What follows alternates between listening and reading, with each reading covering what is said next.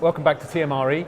We're joined here by Jason Smith, Managing Director of Shopper Intelligence USA. Hi, Jason. Hi. How are you doing? I'm good. That's good. Can we start by just telling us a little bit about Shopper Intelligence and some of the things that you're up to? Yeah, at Shopper Intelligence, we do basically a syndicated shopper survey in the US where we cover about 300,000 US shoppers across 125 categories and around 30 plus retailers. And what we do is we basically run a syndicated shopper survey using a fairly standardized approach. This enables us to basically compare and contrast retailers and categories and departments to one another. So typically if you were doing custom research, many times you get very deep and granular into one category at one retailer. The fact that we have come across all these different retailers, all these different categories, we have the ability of understanding and having context of what does good look like and how does it compare in the rest of the store and the rest of the aisle. Because we have a good story from, we worked with an Australian soup company where they found out 15% of the purchasers of soup, it was unplanned. And so they went back to a retailer and they were like, this is amazing. We have 15% opportunity. It's unplanned, there's impulse. And they took it to a retailer and the retailer laughed because they realized that compared to the rest of the store, that's very little. So understanding that context is very valuable, and that's kind of how we partner with retailers and manufacturers in the US. Great, and what are some of the sort of the key issues that your clients are experiencing at the moment you're helping with? Yeah, I think there's a number of things. One is how does e-commerce and brick and mortar kind of fit into the same bucket? I mean, historically, we typically spend all of our time and energy understanding brick and mortar, but there's also a different dynamic with e-commerce shoppers. We actually, we survey Walmart.com, Amazon to understand, what does that category look like in e-commerce, and then how is the shopper, what is their overall attitude and feelings when they're shopping in a brick and mortar and comparing and contrasting it. So it's very valuable because there is a very different way of shopping, and historically companies have just kind of repurposed their brick and mortar strategy on an e-commerce platform. Yeah. So this is speaking to the language of the shopper and to the retailer. And from the conference, what are some of the key themes that you're hearing and that are standing out today that we've heard? Yeah, I mean, it's interesting for me because I come from historically a CPG background. So hearing about the different generations. I was at a presentation a little bit ago about the generation Z and X and Y and all these different ways of how they approach this, and obviously how they shop and how they engage with technology is very valuable. I mean, one of the things we survey is what's their mobile use when they're in a store? How do they understand recommendations, and how do they use all the different portals out there to really drive their consumption and to drive recipes or to drive occasions? So we ask a lot of these questions, but obviously it depends on the age of the person and how well connected they are when they're in the store. And we do a full demographic profile, so you can kind of see the 18 to 35 crowd is obviously a lot different than the baby boomers and how they engage with technology in the store and pre-store, which is stuff that we do look into.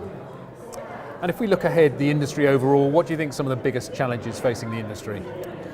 Well, I think for our space, it is that omni-channel component. That's probably the biggest issue of the unknown. It's evolving so quickly. Certainly brick and mortar, I still feel very confident that in 10 or 15 years, it'll still be the lion's share of the business. So you really got to get your core right, because if you ignore that, then obviously you could run into a lot of issues. But understanding how you can evolve your strategy and work with the different retail channels that come up. I mean, we do a lot of stuff with dog food, cat food, things like that. So, you have Chewy.com popping up, and you've got Jet.com being purchased by Walmart. I mean, a lot of the retailers are just buying up these other pieces, and they really have to figure out how to manage that, and how does it fit into their overall strategy, which is very important. Yeah. And within the industry, who are the new upcoming exciting businesses that you've seen or heard of?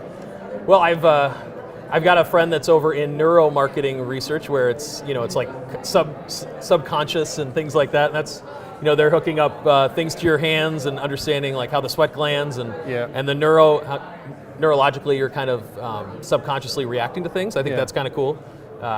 Previously I worked for a virtual reality software company. Yep. So certainly e-commerce, virtual commerce. I definitely think the way people shop is going to evolve from even shopping, in what I call a menu-based approach, shopping online, to being fully immersive and using augmented reality.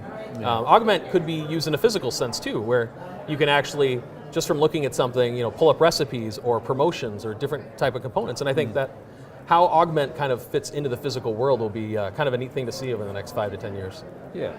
And finally, if you were giving advice to our peers, one piece of advice that you think would stand out given the pace of change that's going on in the market at the moment, what advice would you give people? Yeah, it's really kind of stepping out of your comfort zone. I think that's something in the US where shopper intelligence is a little bit newer here than it is in the rest of the world. I mean, most things do start in the US or the UK and kind of move to the rest of the world, where our company was founded in Australia, and the US is really the last of the 10 markets. We've been here for 3 years, but really seeing the type of things that we're doing, it's kind of a new concept, a new methodology to go with a large-scale syndicated shopper survey.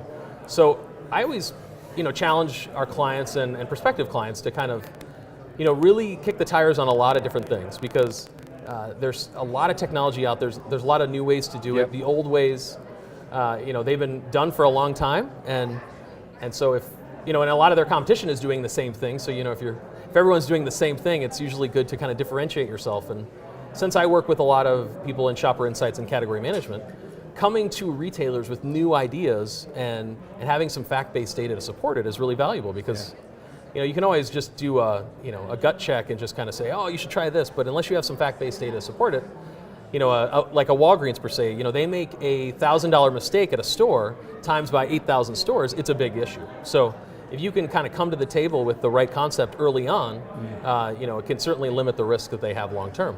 Very good. Yeah. Good. Really, really glad you joined us today. Thank you very much. Thank you very much. Cheers.